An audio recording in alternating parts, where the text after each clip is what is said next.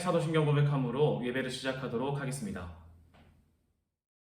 나는 전능하신 아버지 하나님 천지의 창조주를 믿습니다. 나는 그의 유일하신 아들 우리 주 예수 그리스도를 믿습니다. 그는 성령으로 잉태되어 동정녀 마리아에게서 나시고 본디오 빌라도에게 고난을 받아 십자가에 못 박혀 죽으시고 장사된 지 사흘 만에 죽은 자 가운데서 다시 살아나셨으며 하늘에 오르시어 전능하신 아버지 하나님 우편에 앉아 계시다가 거기로부터 살아있는 자와 죽은 자를 심판하러 오십니다. 나는 성령을 믿으며 거룩한 공교회와 성도의 교제와 죄를 용서받는 것과 몸의 부활과 영생을 믿습니다. 아멘.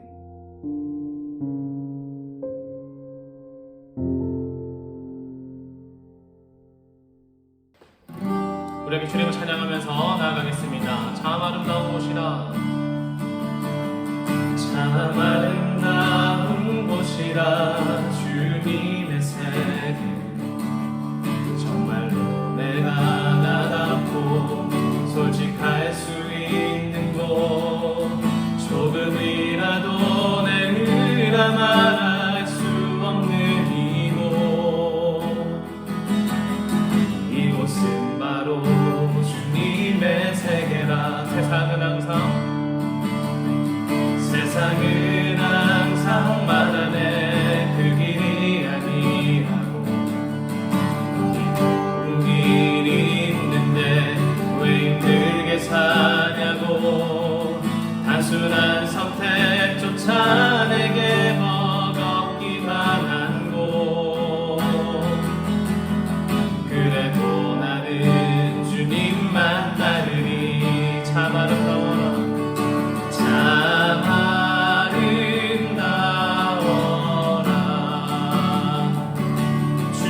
주님의 세계는 저솔로 보내 옷보다 고운 백화. 주 찬송하는 듯 저 맑은 새소리 내 아버지의 지으신 그 솜씨 깊도다. 주 찬송하는 듯 저 맑은 새소리 내 아버지의 지으신 그 솜씨 깊도다. 나는 계속 걸어갑니다. 수없이 넘어져도 사람들의 방향과는 조금 다르다 해도 내가 가는 길이 주가 가르쳐준 길이니 이곳은 바로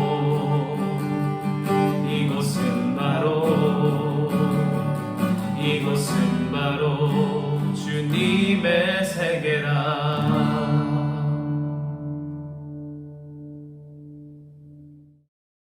기도드리도록 하겠습니다. 또 누구든지 하나님을 사랑하면 그 사람은 하나님도 알아주시느니라. 아멘. 하나님, 오늘도 하나님 앞에서 마음을 모두어 예배를 드릴 수 있게 해주셔서 감사합니다. 코로나로 인해 교회에 직접 나오지 못하는 친구들도 많이 있지만 이렇게 온라인으로라도 시간을 지켜 예배에 참여하고 말씀과 찬양을 드리며 함께 해주시니 감사합니다. 하나님, 이제 기말고사를 앞두고 있어 마음이 분주하고 노력하고 있지만 점수에 연연하게 될까 두려운 마음이 드는 친구가 많습니다. 하나님, 시험에 최선을 다할 수 있는 의지와 지혜와 지식을 더해주세요. 그러나 그 시험 때문에 하나님을 멀리하지 않고 예배보다 우선시하지 않게 해주시고 우리가 하나님 앞에서 삶의 자세를 바르게 살아갈 수 있도록 성령께서 인도해 주세요. 하나님, 우리 친구들의 시기와 상황이 때때로 알 수 없는 두려움과 미래에 대한 불안으로 이 땅의 성공만 생각하게 되고 어쩔 땐 다 포기하고 싶을 때도 있습니다. 그러나 하나님은 우리에게 두려워하지 마라. 내가 너를 강하게 하고 너희를 돕겠다라고 하셨습니다. 또 하나님을 신뢰하면 평안을 주신다고 하셨습니다. 오늘 드리는 이 예배를 통해 평안을 주시고 하늘 소망을 기대하게 해주세요. 또 말씀으로 힘을 얻어 다음 한 주도 하나님 안에서 감사하며 하나님을 사랑하며 살아가게 해주세요. 전도사님의 입술을 통해 전해주시는 그 말씀을 기대하며 성령께서 함께하여 주시길 원합니다. 살아계신 예수님의 이름으로 기도드립니다. 아멘.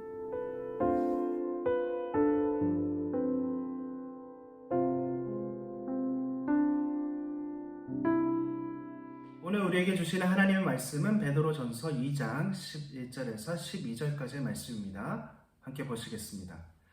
사랑하는 여러분, 여러분이 이 세상에서 나그네와 같은 사람들입니다. 그러므로 육신이 원하는 악한 일들을 멀리 하시기 바랍니다. 이것은 영혼을 대적해 싸우는 것들입니다. 여러분 주위에는 믿지 않는 자들이 많이 있습니다. 그들은 여러분이 잘못 살고 있다고 말할지라도 모릅니다. 그러므로 착하게 사십시오. 그들이 여러분의 선한 행동을 보고 그리스도께서 다시 오시는 날에 하나님께 영광을 올려드릴 것입니다. 아멘. 반갑습니다. 동래중앙교회 중고등부 여러분, 요즘 여러분을 가장 만족하게 하는 것은 무엇입니까? 이제 곧 시험 기간인데 성적이 잘 나오는 것인가요? 아니면 게임에서 승리하는 것입니까? 또 원하는 것을 얻었을 때 가장 만족스럽나요? 아니면 하루의 일과가 마치고 혼자 방에 들어가서 유튜브 보면서 웃는 그때가 가장 행복하십니까? 때때로 우리는 많은 것을 해도, 재밌는 것을 해도, 맛 좋은 것을 먹어도 이상하리만큼 공허한 감정이 찾아올 때가 있습니다. 도대체 우리는 무엇을 해야 만족이라는 것을 느낄 수 있을까요? 또 도대체 우리에게 진정한 만족이란 무엇이고 어떻게 살아야 만족할 수 있을까요? 성경에서 우리에게 이렇게 고민하고 있는 우리에게 어떻게 말하는지 한번 살펴봅시다. 전도서 5장 10절입니다.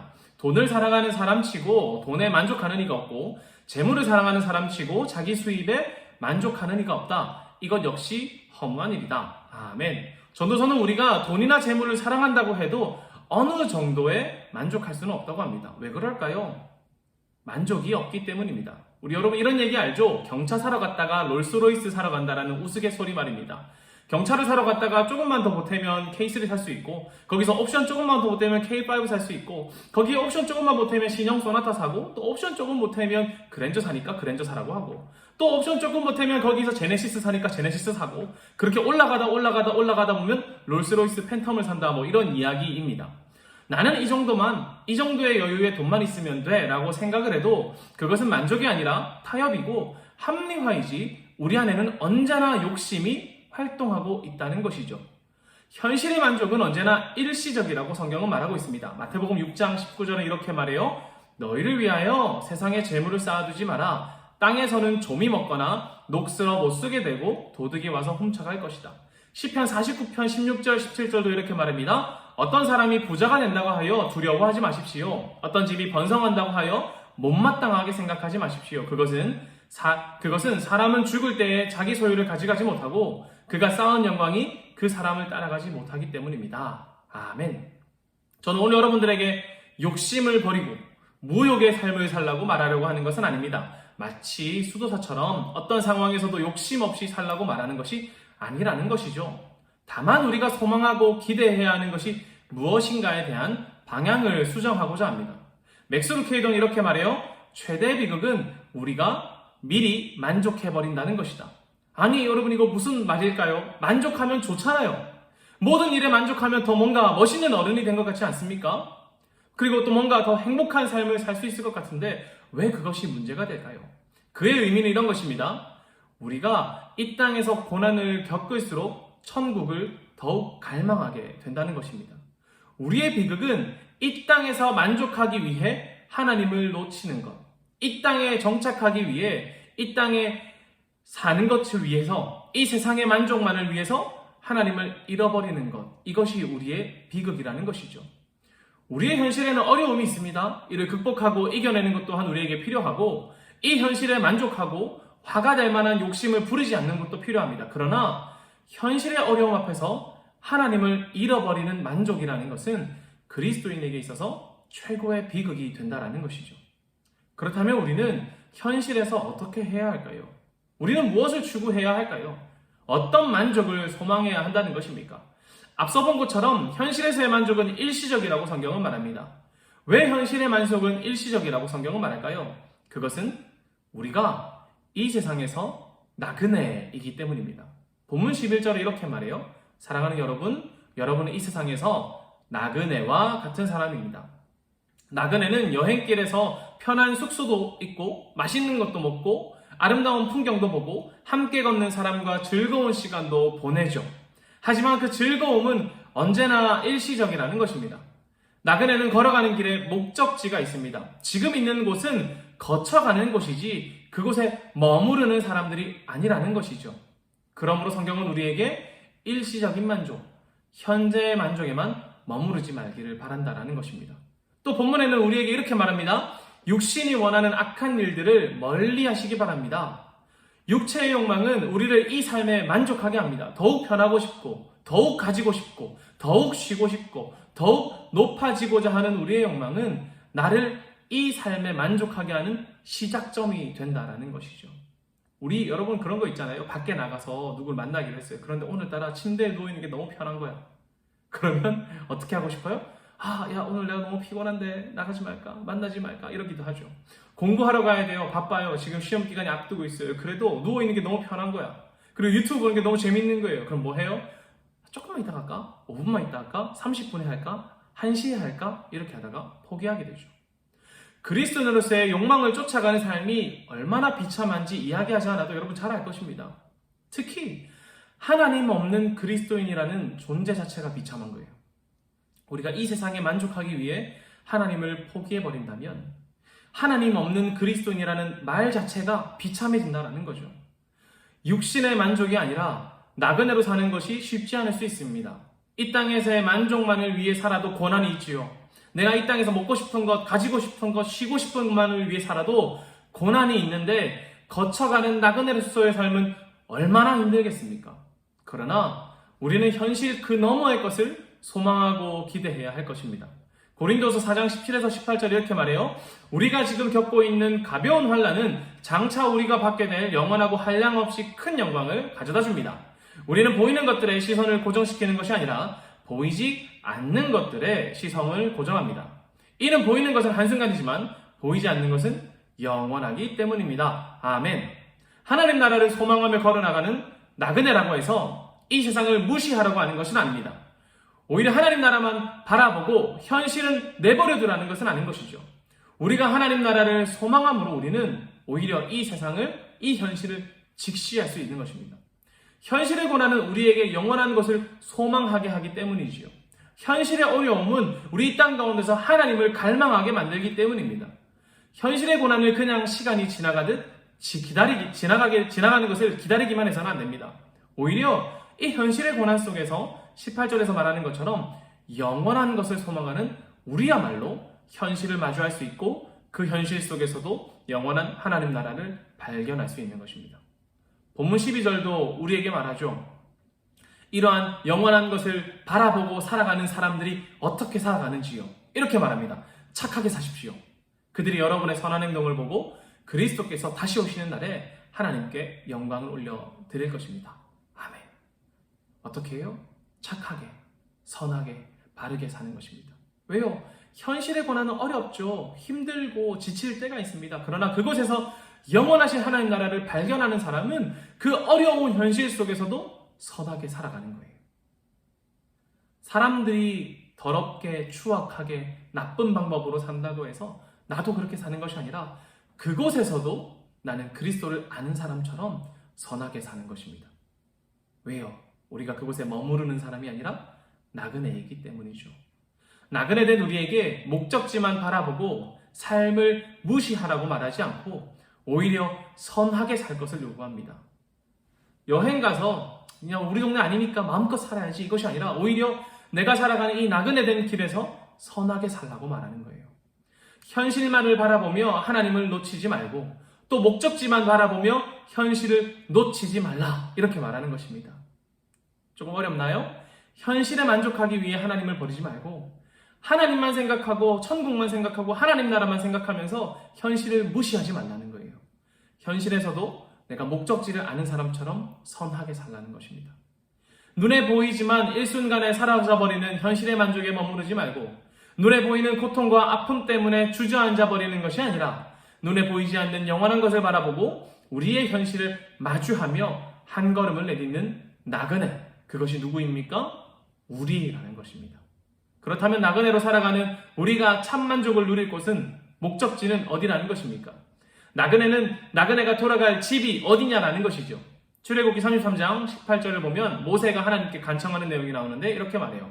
모세가 말했습니다. 주님, 제발 주님의 영광을 보여주십시오. 모세는 인생의 길에서 하나님의 순간들을 많이 경험했습니다.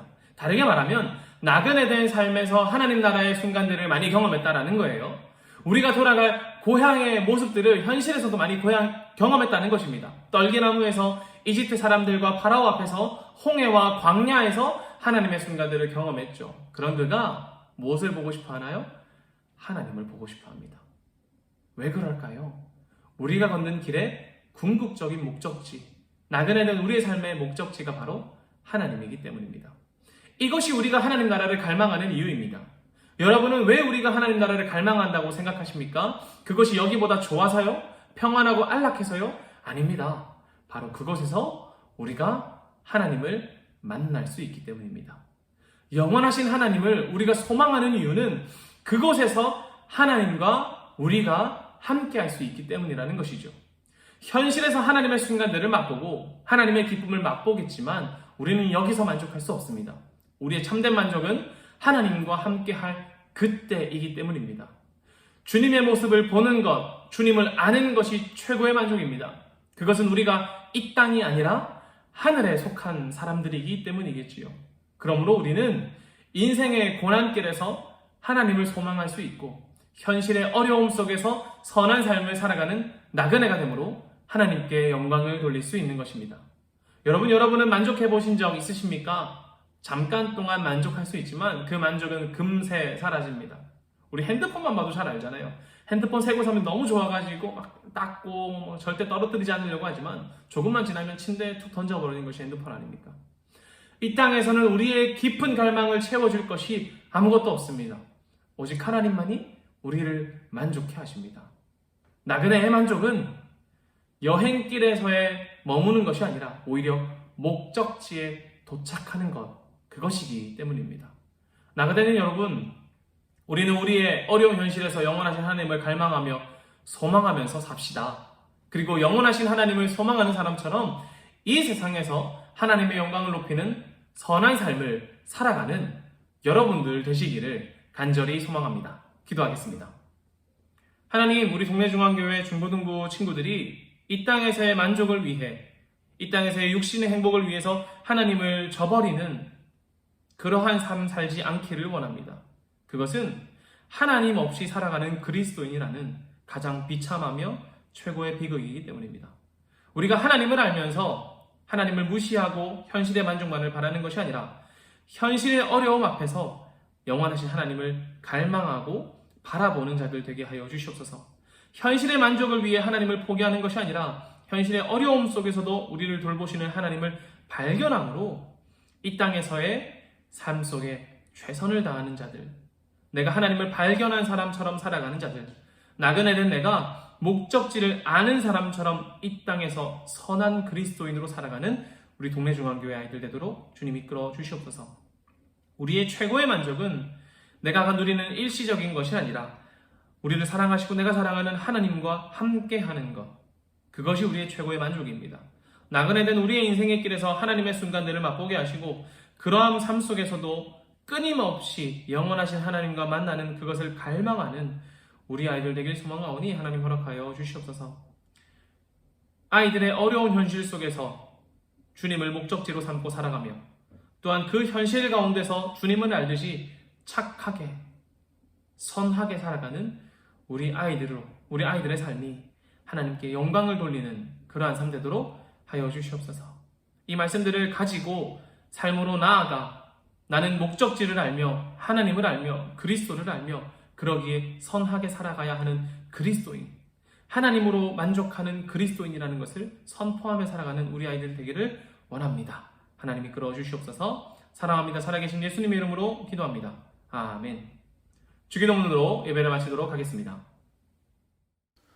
하늘에 계신 우리 아버지, 아버지의 이름을 거룩하게 하시며 아버지의 나라가 오게 하시며 아버지의 뜻이 하늘에서와 같이 땅에서도 이루어지게 하소서. 오늘 우리에게 일용할 양식을 주시고 우리가 우리에게 잘못한 사람을 용서하여 준 것 같이 우리 죄를 용서하여 주시고 우리를 시험에 빠지지 않게 하시고 악에서 구하소서. 나라와 권능과 영광이 영원히 아버지의 것입니다. 아멘.